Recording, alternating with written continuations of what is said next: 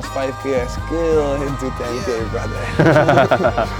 To 10K, Yeah, the light 200 work, K, bro. light work. I talk to people, they start a brand, and in 2 months they're already at 20, 30, 40K days.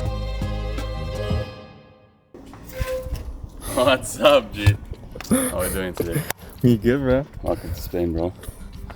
Let's get a view of the garden, man. I heard rumors about the view. Rumors might be true, bro. This is probably one of the craziest views I've ever seen. It's telling me peace, calm, and also a little sign to even go harder.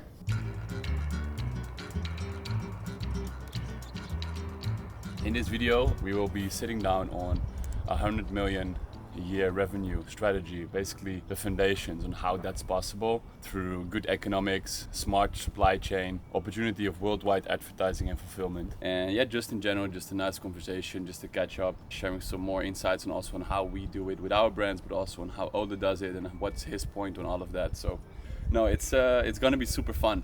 Really want to dive into what actually makes the impact, and also things to understand in ecom business on actually big scale and what you need for that, and just in general a good take on everything that it takes. Amigo, we got YouTube in the building. What's up, YouTube? Yeah, so for the ones who don't know him, I think most of you already do, but for the ones that don't, Ode is a founder of Hike Footwear, going to do more than 100 million this year. For normal people, we'll be hearing that he's doing 100 million a year just from behind the screen together with his business partner. Most people won't believe it. So yeah, I think it's a very interesting one and you should really pay close attention. Yeah, there's just only some key fundamentals that you definitely have to have as a brand. So just gonna walk through that, how you can implement that for everybody. Yep. It's definitely gonna be very, very valuable. Not Alright, so we get a new car delivered. Not this one. This is from the Dubai boy. You can see he brings the Dubai everywhere, yeah? Like, honestly, I've been driving that car. Not for me, man. I need to sit high. Also, I don't really care about driving fast or going crazy. I love my life too much to risk that in that crazy car, bro. I swear, just sitting comfortable high, like a Jeep or a G-Wagon, much better.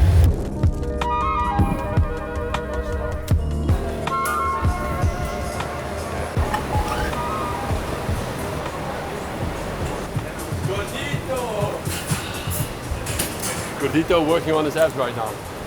Apps are made in the kitchen, bro. He wants to skip the funny part. He only wants to do serious fucking business in the camera. But you know, in real life, he's way more funny. Yeah, you're cooking for the whole street. No, my boys are hungry. You want to show the skills?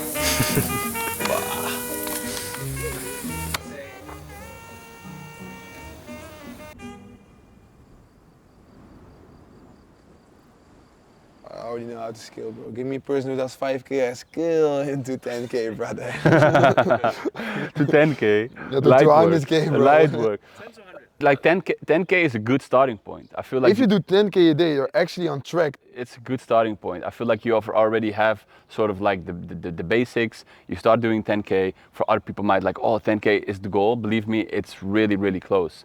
Like it can happen like that. Yeah. I talk to people, they start a brand, and in 2 months they're already at 20, 30, 40K days. Yeah, Just because they had the economics and they get a few good winners and they get a few good ads. And when you have good economics, you can fuel spend, you can create room to pay it, like it can go really quick. So I think the most important part is creating room to spend more on Meta, great diversification in your ad account, understanding a good marketing, and then at one point to go past, break through that ceiling is to really just like get more creative output, but with intention, like understanding what your product is, understanding what you're selling, also optimizing where you send your traffic towards to. Yeah. So with good creative diversification combined with good CRO, so like that's where you're sending your traffic towards, like at one point then also diversify with landing pages and implementing more of that, I feel that can really break through barriers, because people are so blindly stared in, okay, let's say you have a product where you have one type of angle that you've always been using, let's say before and afters, right? Yeah. So you're making creatives, you're using before and afters, and you had one winner, people are blindly stared on going only of that because they think that's the way on how to scale that. But there is so much more. You can use multiple formats, and then you have like use cases, utilities, angles, but also the aesthetic of an ad. You can use it in multiple formats. You can literally, one format, you can turn it into 20 different ones while still keeping the same compact and the interest. So to break through ceilings is to just get more creative output, but understand that creative output is not just doing more, it's doing more of different variations. There's variations. Super important. Diversification. So the creative diversification, pre-land diversification, also again with the offer testing, it's really important to keep testing different offers when you want to break a ceiling. 100%. And I think something very unspoken is people are sometimes scared to scale. So maybe if you're doing 10K a day and you have a profitable campaign that's running, you're scared to increase the budget or try different things in the ad account itself to scale it up. So just try to take the risk. If you don't try, you never know if it would 100%. work. So that is super important to do as well. Just try to increase budgets. I mean, I've learned the most in the ad account by just doing shit. Yeah. I swear. I had like, the same conversation. when I was doing the ads myself, I learned everything by just trying stuff. Like, okay, what if, because I was thinking, okay, I only can scale 1 minute past 12 because of the time zone thing. Back in the days, you remember that. I swear, like we were playing around with the ad account, and that's how I learned everything. And of course, now you have like a strong team and you use more of data. And as I said, like media buying nowadays is nothing more than just a very good iteration flow. Creatives are the targeting, put it in the ad account. Ad account work is just understanding what's working, being short on it, being proactive in the ad account, understanding what's giving you certain results, but also just understanding what type of creatives cause that. But not only creatives, as you said, like landing pages. You are using more than 30, 40 active landing pages. Using that also with multiple personas. Like, for example, if you have a parroting niche as we have with Here's, you have a different lender than a party audience. If we send party audience to a party lender, they get immediately the recognition that they need. They see our partners, they see the DJs we work with, they see the clubs we are selling. Like that's immediately give that different type of thing that you have to tell them than, for example, a parent that just wants to understand hearing protection, but also loud environments, focus. There are so many more use cases that require a different approach on the landing, on where you send the traffic towards to. So, yeah, I mean, like, otherwise it's gonna block, of course, the customer journey, right? If they see an ad for partying and then it's like a more general pre-landing page, that's where you definitely have to optimize for each audiences and really do proper research, right? So research on Reddit, on Amazon reviews, in communities. Talk to customers every week. I think it's a very valuable nugget that a lot of people underestimate. Yeah, I heard that the other day. Like really try to talk to one customer every week. Just email a person and just say, hey, I'm the founder of XYZ, and just say, hey, why did you bought our product? What did you like about the marketing? What did you don't like? Yeah, 100%. I was talking to an agency the other day that was just trying to win us over because there was so many cold outreach from them, and I was like, hey, I'm gonna scale your ad account, and then my head of growth had a call with him because I was like, he was like so confident. I was like, okay, you must be doing something right. So he said on the first call, he said what I immediately gonna do is we're gonna ask one of your or 3 of your customers to do an interview with us on Zoom, and then film the interview where we ask them a review and use that as an ad. That's crazy.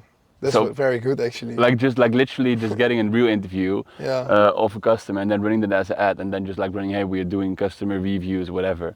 Another one which people underestimate are whitelisting ads, I believe. So whitelisting ads when you use the page of a creator and you link it to your own page. So those are all different ways to diversify your creatives, right? So you have different kind of UGC that you can push, different kind of VSL, short format, long format, different kind of photo ads, partnership ads like whitelisting, different kind of landing pages, listicle, advertorial, quizzes. There's so many to try out, and if you zigzag all of them, you have multiple iterations and you can just crack the code in multiple ways. I believe also if you're really building brand by using whitelisting or third-party pages, you can be a bit edgy, right? You can just you can be a bit more direct, you can be a bit more extreme, which sometimes can really move the needle.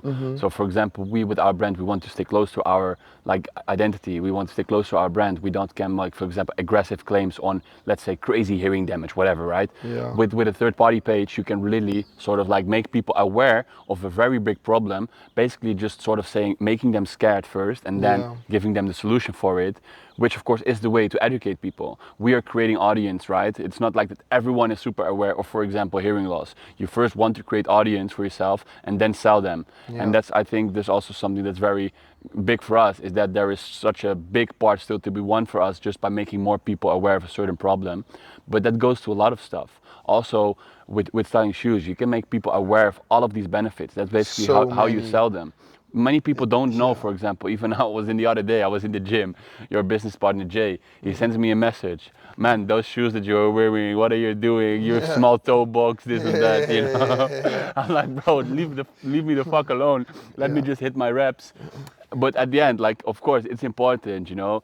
Yeah, it's super important. There are so many different ways you could sell your product and educate people. Yeah, that is insane. I think that's a big thing. Educate the people. That also helps, like, but understanding what you're selling, understanding marketing is, what are you selling, who are you selling towards, and just understand why are they buying your product. Using that like very specifically. And also again with these awareness stages, I believe people have to read more about the awareness stages of specific customer, right? If they're unaware about the problem, if they're just unaware about your product, if they feel like they're not convinced enough. And for each of these levels, for one specific audience, you can already make different kind of creatives. Yeah. That is even before expanding to a completely different audience. Yeah, 100%. So that is, there's too much work to do to eventually scale your ads. And if you can get everything on scale, that's how you can maintain volume. Mm-hmm. Yeah, 100%. Like, and then when, let's say you have the highest volume, many people also break. As also what I said, you don't want to lose momentum, yeah? So many people, for example, break when they reach a certain scale, or they lose, for example, the momentum in the ad account, which can be caused by, for example, being out of stock. One big thing for us was we are never able to go out of stock. We even on Shopify have toggled on keep selling when out of stock. Reason, we can immediately restock because we are located next to our manufacturer. Yeah, so important. I think a smart position of our supply chain made a day and night difference. It made a 10x difference. Where we are just able to just really focus on the creative output only, because supply chain is so solid in the back end, where like if you are selling one day post-production, as I said, on Shopify we can just toggle on keep selling when out of stock, where back in the days we had bulky like expensive restocks overseas, and then you lose the momentum in the ad account, right? So there is nothing worse than having good scale on Meta, like optimized ads, and you have to pull back because you're not able to sell the best sellers. Or even if you have a collection page where like a few best sellers are out of stock, it affects your ROAS too much. So I think like a good backend, strong backend where you have like a good supply chain setup is big. And I think, yeah, that's just something that some people neglect nowadays. Like losing momentum on Meta is just killing. They feel like you really need, if you want to start a brand, you need the stock inside the US. But first of all, people in the US, especially in the US, are used to like 7 days delivery times, because sometimes if they order from a brand in Europe, they experience the same. Like even one of the most biggest brands in US, when you go to their checkout, it says 10 days delivery time. And they're not even shipping from China. Exactly. So for us, brands like us who ship from China, it's so important to have your supply chain from there. It saves time, it saves a lot of cost, and the cost is also immense. Imagine if you have to ship from China to a warehouse and from a warehouse to a customer again. That's double the cost almost.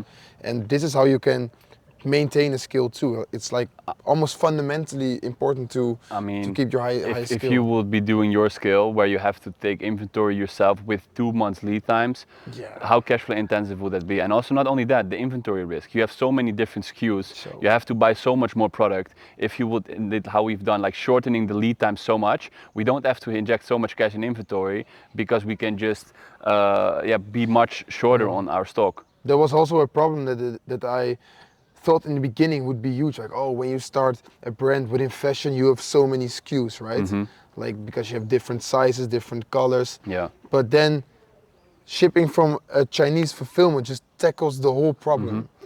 I mean, that's also, of course, the opportunity that we saw with Ecom Flow. Yeah. I mean, like, the thing that we have been seeing, like, many people are scared, for example, to fulfill from China, because there is so many bad stuff out there where you have no insights, where you have no idea what's going on, and then things can go wrong. Like if you can keep selling or you don't know if you have stock, because that's what many people do. Brands, they keep selling and they don't even know if they have inventory. There is no insights. There are so many agents that are shipping out of their back door where they're pretending to be, you know, whatever, or they just use some certain thing in China. And I believe that's also a big opportunity that's coming, because there will be a big shift. There will be a big shift that brands start to understand what we've been seeing: shortened lead times, less cash flow needed. And then, of course, having a good 3PL is fundamental.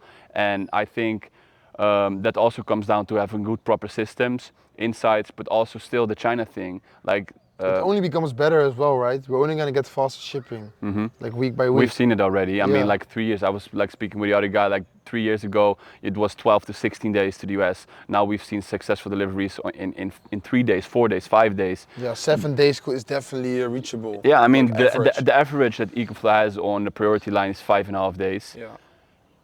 I think that, of course, is a bit affected now because of the tariffs, where the priority line is not that's that. also why he started the tariff, because he sees like everybody is shipping from China. Yeah, I guess too. I guess like the tariffs affected more of the custom speed. Yeah. But in general, it's still 7 or 8 days is fine. I believe that's super important. Just the communication again. Like I've been saying that many times, and that's also, of course, why I'm excited for post flows. I mean, like the new software, right? You're gonna launch. Yeah. I'm like, honestly, I will speak a lot more about that, because I'm the #1 believer in that. Because I've seen that when we started doing that with our own brand, it's going to be super big. I think shipping from China is good if you do it good, and that's very important. You cannot just randomly go to an agent, and that's very important to maintain. You know, like if you have good foundations on ground in China, combined with the good post-purchase flows, combined with good visibility on everything that's going on right there, there's inventory count, but also understanding that SLAs are being met. For example, 12-hour dispatch time. Because and also communication. Like a lot of people in China cannot speak proper English. Like also a big cultural difference. Of course, spoke with Danny also about. It's like that's huge. And if you are new and you're just gonna start them with a random fulfillment center, that's 100%. gonna fuck up. I mean, like when I met Daniel, like my eyes also opened. I didn't even know what was all was possible.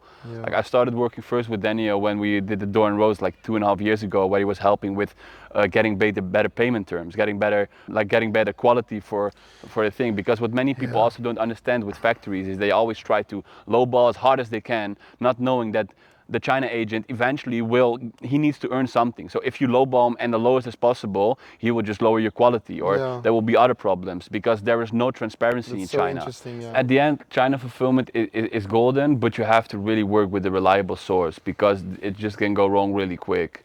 Yeah. I also feel like I've seen it with myself many times, the shiny object syndrome. Like just always thinking that there is something bigger to achieve, or that the thing is more like if you work towards a goal and you eventually achieve that goal, then you don't care about it anymore. No, it's like with the watch, with the car, with the house. 100%. I feel like you have to just stay close to yourself and just know what you like. What do you, for example, label as a success, or what would you label as being happy? Or I have a really good explanation for that. Like success is like striving towards your ideal persona. So if you want to be a good dad and you want to take care of your family, and you strive towards that goal by being a good dad and making enough money to feed your family, then you're successful. We perceive successful as making a business that is making this impact with these numbers. So 100%. We strive towards that. But if you want to be a dentist and you work towards that, then you're also successful. 100%. I saw something nice like 2 years ago from an actor. He was writing down his 10 life goals.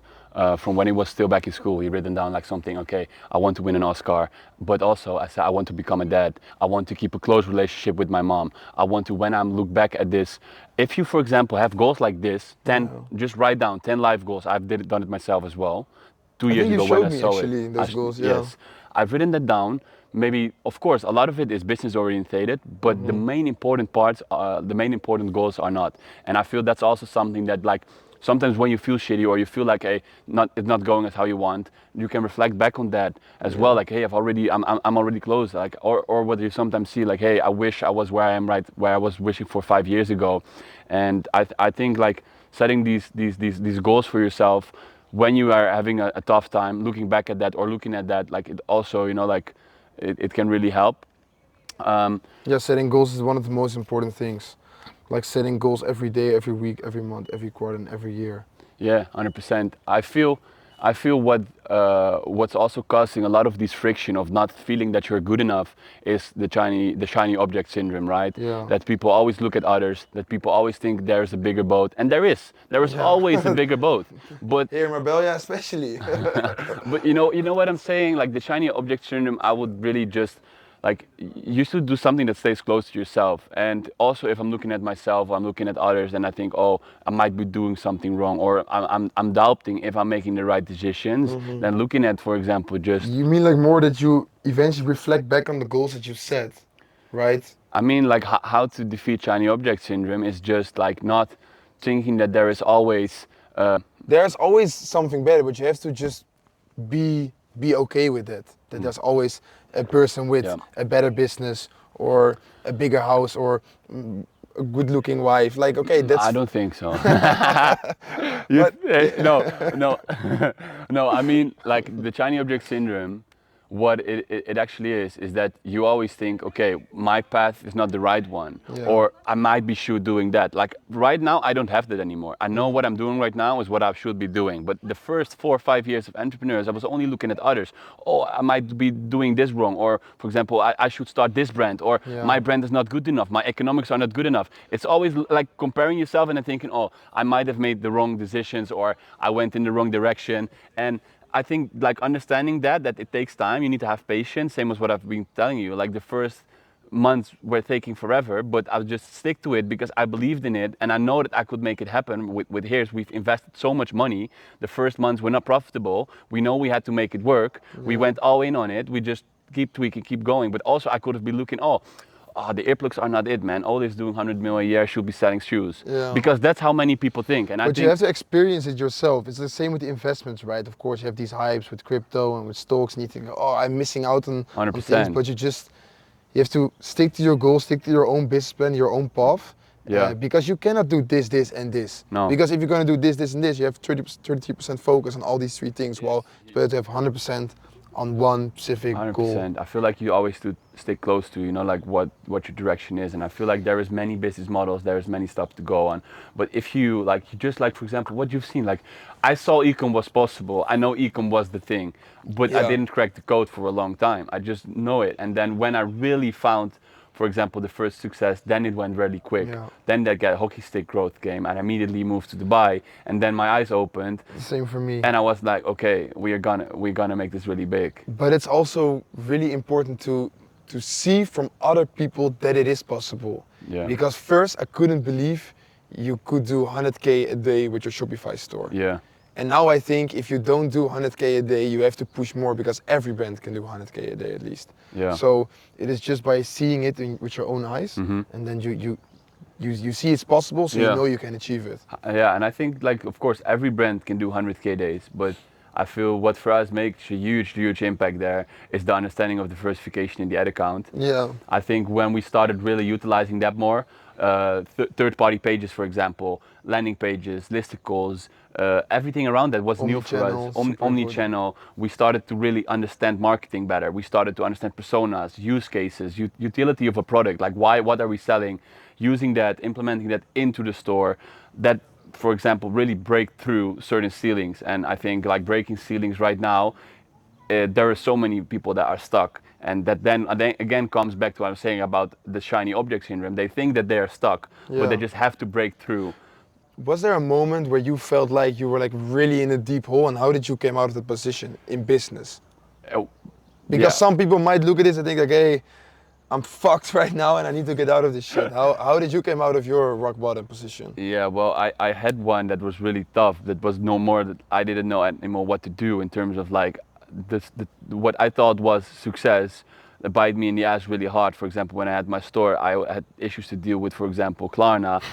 Typical. Everybody had this but problem. It was at one point like actually really crazy, as we had, for example, been scaling. Like I had this relation with my agent, so he kept me through it. We were scaling at one point with 900K at Klarna because I know the solution was fixable. I was crazy at the time. I went crazy in depth. You had 900K hold? At Klarna.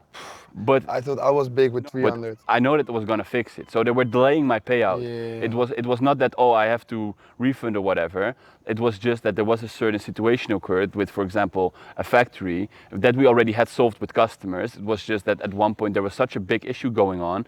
We were like, it was during Q4, so we didn't want it to stop selling because we know that we eventually would fix it. At least that I was telling myself. But looking back at it, was the craziest risk I'd ever took. Yeah, that is quite a lot of money, 900K that you still have to get paid out. Yeah, like, and then we got that payout. It was one payment. 900K. It was eventually What more. was the biggest payment you ever got? Yeah, I think it was that payment, bro, because it was in one. Okay, I got the 7 figures one. Yeah, like we got it. Like we got the 7 That's figure one. crazy if 7 figures hits your bank, but then you have to send it straight to the supplier, bro. How do you feel about delayed gratification? Because for me, it made the day and night difference. Yeah, but it started for me when I started going to the gym when I was 15 years old. Yeah. And when I say I don't really see that, to be honest. Bro, see his biceps. No, but seriously, when I went to the gym, you really have to put in the work without any guaranteed results. So when a person asks me like, hey, I want to start a brand, I want to start this business, I want to start this, I often directly look, does this person go to the gym? Because then he knows what delayed gratification is. Reflection of the character. Exactly. Yeah. And then I had this example like 2 weeks ago. I said to my friend like, hey, you want to start this business and make money, but you're not even disciplined to go to the gym every day and take care of your body and your mind. So it's a small part. How can you take care of a whole business and 50 different families who are working or 50 different people? I mean, like the power of delayed gratification is real. Like I've always been like looking forward to, okay, what's coming because of the work I'm putting in right now. Yeah. And that's also caused us to sit right here, right? And it compounds. Every time you're disciplined, you are consistent, it compounds, so it stacks up. Yeah, so in the beginning it feels maybe really hard, but it will compound eventually. So that's really important to do. I agree. So, like, of course, we like to have a good party, right? Yeah, you more than I, but... Nah, that's not true. That's why you started this party brand. Anyways, like, how do you feel like you have to keep this balance between partying and doing the work? No. Or when do you feel like you deserve a party? You know, like sometimes when we are putting these days in, because brother, what we are doing in Dubai sometimes, it's not for everyone. Like we are literally 3 weeks, we start 7 a.m. and we sit there till 11 just because we love what we're doing right now. But it is intense. So like for me, going to a party once, and especially also, of course, when it contributes to also building what we are doing, like here's is really building something more than just an e-commerce brand. We, for example, last week had a collaboration with Pasha, one of the most iconic clubs in Ibiza. Like that's also something that contributes to more than that. And of course, I love to go to a party as long as you just do what you have to do, bro. Like if you do whatever you have to get done, and then once in a while you take on a Saturday or Friday, you go to a party, yeah, of course, go for it. I mean, like you have to earn it. And that's for me the most important part. If you go to a party, I feel like you have to go and earn it and not go to a party just for the sake of partying. Exactly. You have to celebrate something, and then I feel like it hits better. It's important that you have to taste the quality of life as well, instead of only putting in the work and just delaying. I feel like then also sometimes you have to remind yourself where you do everything for, bro. Yeah. Because like if looking at, for example, the period I had in Dubai, that I was just literally like locked in my room for 6 months, and then at one point like where the hell I'm doing it for? You need to enjoy. I had the same with Jay 2 weeks ago. I went to Monaco, and I said to you like, yeah, we're just gonna work also in the house a lot. And then you were like, bro, you worked this whole fucking year to go to Monaco on this crazy trip just to work again. But that's how we are, and that's how I think that also shows a bit of the thing. I've said that to you. Yeah. We've been in the office. I said, yeah, like I have to get this and that done. So no, I mean that's of course important to remind yourself why you're doing it for, and enjoying the process. I think enjoying the journey is something that sometimes I, like have to remind myself, right? Because I've been in a consistent chase of doing more, getting more, achieving more, and then at one point you have everything but you have nothing, right? And I feel like that's good to look back at as well. So like a lot of people are just running one brand, right? But you and your business partners are running 4 brands almost in total. So what I sometimes think is like, how can you manage first of all those teams, and how do you keep like the priority for yourself? I feel like we run pretty diverse brands, like with a few are more direct response, the other are much more brand. But at the end, we are sort of doing the same thing. From a zoomed out perspective, we're doing the same thing. Of course, focus is super important, but also one thing I really learned, what we've been implementing a lot lately, is just hiring much better. And I feel like also one thing is just I've just learned that I need to hire good people to tell me what to do instead of hiring people and then tell them what to do. Because that was what I've been doing for the first 5 years. I was only just hiring, okay, this you're gonna do that. Now we are gonna hire really good people. They come in the business, they fix the business because they've done it before. And that's how we've seen hyperscale. Because of course we know what to do. We have in general the benchmark, what we think, we have the targets, we have the goals, we have the direction, because of course across brands we have really good systems in place. We have systems, strategy, but very important is I always say, like, the people too. Like the people come in, for example, hiring a good head of growth that have done it for another brand, comes in the company, tells you, hey, I spot here an opportunity, I spot there an opportunity, and then let them be. For example, even to an extent that the roles such as that, you let them hire even more people. So you bring a head of growth on, and I just say, hey, go build yourself a Champions League team. Yeah. This is the quote of Steve Jobs, right? Yes. What was it again? Steve Jobs said, it doesn't make sense to bring smart people in the company and then tell them what to do. You need to bring smart people in the company and they tell you what to do. That's super important. Because they have done it and they're slightly focused on one specific thing that you are hiring them for, right? So you are hiring them as head of growth to focus on, in this case, head of paid growth, focus on paid acquisition funnel. So Meta, in this case, he's done it for other bigger brands because you're hiring them on a specific one, and then he knows what can work, and he can spot opportunity in the brand, and then you, of course, like, there is a good incentive for them to grow the brand, which then for me allows, okay, as long as we stick to what we have been saying that we are doing, so you are managing, instead of micromanaging, the only thing right now, we are macro-managing. We are looking at achievables, we are looking at KPIs that we've set, we look at targets that we want to hit, and I think that's the important part that we have across all brands. Like, we are very data optimized and just working with very good people. I think that's a big important part. And also, like, we've been building strategy over the past 7 years, you know, like, we know what's working as well, and if you combine it with people that also implement newer stuff, you know, that catapults a lot. So how I diverse my focus is, of course, also just from a lot from, I would say, helicopter view, and controlling the brand like that. Hiring great people is super important, but I think it's also important for people to understand that it's not mandatory to have like significant highly priced hires in the beginning. 100%. You can move the needle to up to 10 million already yourself. You can, but if you ask me, like, hey, you're doing when you run 4 brands, brands, yes, then like, yes. when I was doing everything myself, it was the only thing I had going on. I woke up with my store, I went to bed with my store. Full day focus, everything was about my store, right? I even slept with my laptop behind my bed to check in the night if my ads manager was not blocked. But that was the dropshipping time. Bro, first thing I did in the morning, even till this day, I kept my phone. I want to feel everything is under control. I mean, like, now I'm not zoned in on daily profit. Like, more monthly is more like, as long as the direction is clear. I mean, like, you can also, like, we are making so much more investments now, and also, like, when we are building the brands. I mean, like, when you are already direct response marketing, or I would say on a couple of brands, we are still very profit optimized. That's the only thing we really care about in the brand, because that fuels it. And that's also, of course, why you really need the profit to build the brand in as well.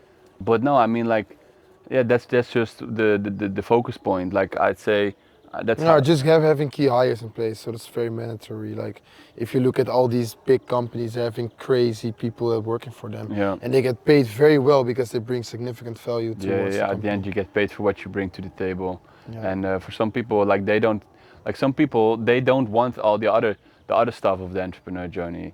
They know that they are good. But you have entrepreneurs and entrepreneurs and entrepreneurs. What was now the other one? Entrepreneurs, they come into the company where they just take stuff. But I mean, like, that's a good thing, definitely, No. Oh, crazy that you hear this party so loud, because we're just living in the hills, so of course you see the view. No, these guys probably have the box outside. If you put one JBL speaker at max, you already hear it everywhere. They have it outside. Yeah, that's good shit. They're also enjoying. What, it's only Wednesday, so they're definitely on vacation. Yeah. Like, that's the thing. Like, people at the end, like, we are here in Marbella, and they say, like, oh, they must be chilling. Even us at this point, like, we're clocking in 7 days a week. Yeah. Bro, like, this morning I woke up 6 a.m. Even photographer was getting out 6:30. You were there 7 already. Yeah. Like, I mean. Bro, everybody was out. Ready. Like, that's also a thing that just, like, resonates, you know. I mean, that also shows a lot about us. Like, even we have all of this around us. Like the day that we came here, I mean the first 2 weeks, Nick comes in. Bro, we only went out We went times for dinner. Yes, and We're already since was started 2 weeks here. like we literally the first 2 weeks here, like attack mode. I'm telling you, we come from Dubai, we come to Spain, and the attack mode still go on to the news. Yeah. Like we had a little pit stop in Barcelona, we had the kind of music event, we had the Solid Groove off Sonar collaboration with Hears. As I said, like we have to celebrate these things, but straight from there back into here, attack mode. We only went one time for dinner, and that was just because we didn't have the chef yet.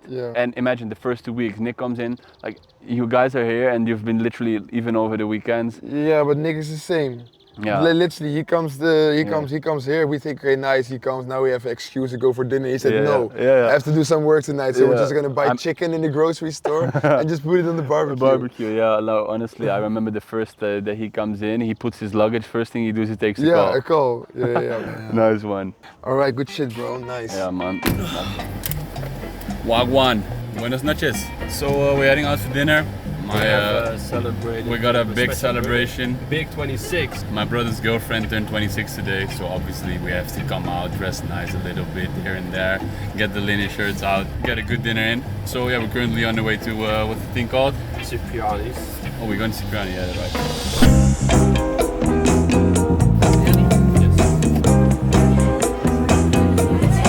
They call me the guy with a lot of feeling. So much feeling. Happy birthday to you. Happy birthday to you. Happy birthday. ¡Feliz cumpleaños, Emi!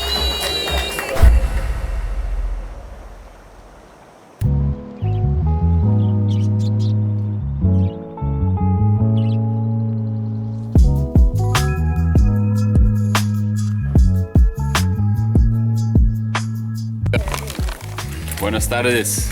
Nos vamos a correr. I was just saying to Daniel, man, this weather is unbeatable. Like Dubai is good weather, Dubai is nice and hot, but here it just hits different. I think like the weather is literally perfect. Like a cool breeze, sun. It's the European style. The European style. Yeah, man. No, European summer for real. We've been grinding all day. It's I think like 6:30 around. Like we woke up, as you've seen, like 5:30, and now we finished it off with a nice run, man. Like perfect Monday.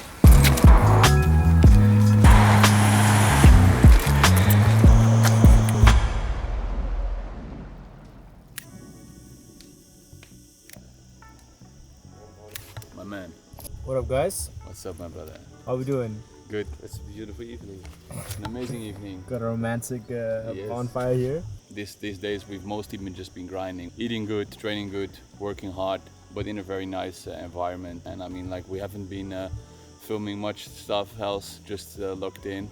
Had a really nice sit down with Ole, and that was of course also the goal of the video. I think the format in general is just, you know, like me getting my network and my friends and people I know on here, sharing knowledge, sharing game. Yeah, also having a lot of fun while doing that. I'm thinking already about the next video where I want to sit down with my boys from Oak, with Nick of course, and with Bob, where we explain even more about what we do with Oak. So Oak stands for one of a kind. Yeah, basically we build one of a kind brands on a few key fundamentals, which is of course the strategy, the systems, and the people we get aboard. What we also stand for is the perfect blend between performance marketing and brand marketing. As you know, some of our brands, here's Dawn Rose, they are unique in a certain way where we have a real brand positioning combining with performance marketing, which allows us to spend a lot on paid, which basically is the fuel of our success online. But yeah, we basically want to show more of on how we do that and why it is Oak, why it is one of a kind. So yeah, for everyone watching, keep grinding until your backyard view is the same as ours. And then yeah, I hope to give a little handout with the videos and the game we are sharing. So I would say on to the next one, eh?